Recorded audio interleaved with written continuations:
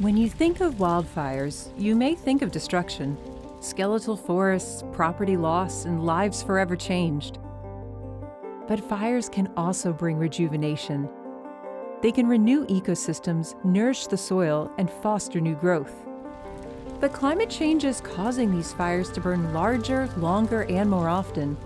These larger and more frequent fires damage ecosystems, disrupt communities, and can even influence the climate.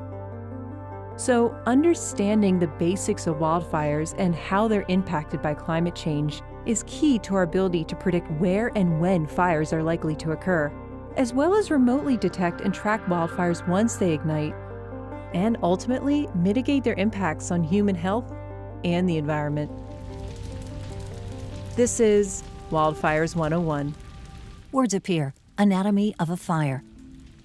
The first thing you should know is that wildfires require 3 key ingredients: fuel to burn, the right conditions, and a source of ignition. But what does that actually mean? So fuel, like needles, leaves, or wood on the forest floor, is rarely a fire's limiting factor. And the conditions that are favorable for fire, like hot, dry, and windy days, are becoming more and more common as our climate changes. Under these fire weather conditions, fuels dry out and become more susceptible to burn.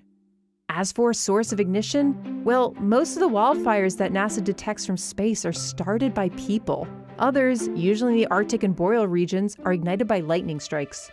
NASA can track these conditions and inform land managers when an area appears prone to wildfire. Eyes in space.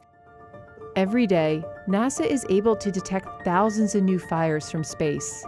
Along with our partners at NOAA, we use both polar orbiting and geostationary satellites to get insight as to the structure and evolution of a fire.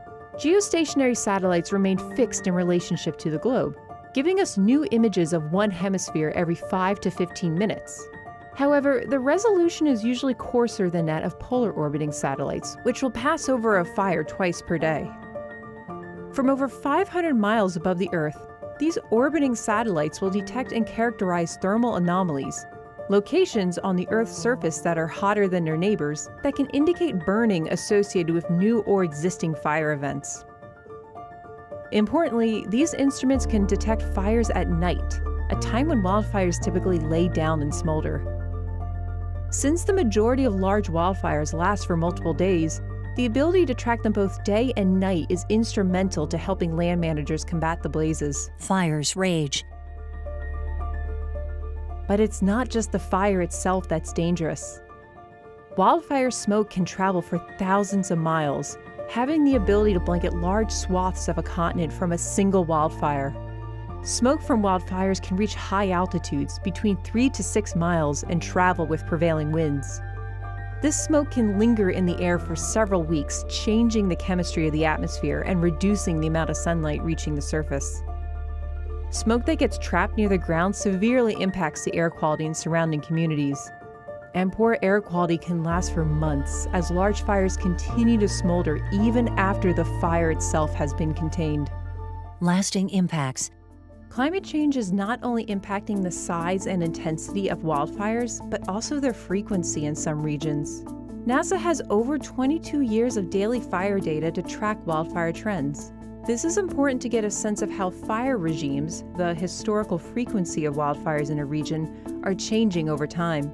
Understanding an ecosystem's fire regime is important because in many instances, wildfire is essential to maintain a mixture of younger and older vegetation. However, when fires occur too frequently or with increased severity, it can have devastating effects like destroying habitat, changing soil chemistry, and clogging waterways.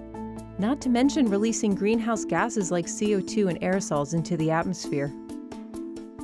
NASA can study wildfire's impact on the landscape by measuring burn scars, as well as tracking vegetation loss and rate of regrowth. Having an accurate assessment of a landscape post-fire is a key part of understanding how ecosystems recover over time. NASA's ability to not only track wildfires, but also the conditions that lead to them, is essential to our ability to mitigate their impacts. We're working with land managers and those on the front lines to give them the tools, including near real-time data, to help them make decisions to minimize the risks and plan for the future. Logo, NASA. Accessibility provided by the U.S. Department of Education.